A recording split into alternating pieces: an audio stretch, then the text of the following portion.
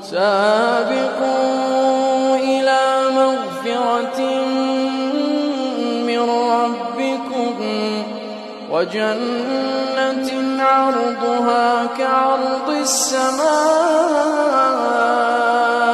والأرض أعدت للذين آمنوا بالله ورسله ذلك فضل الله يؤتيه من يشاء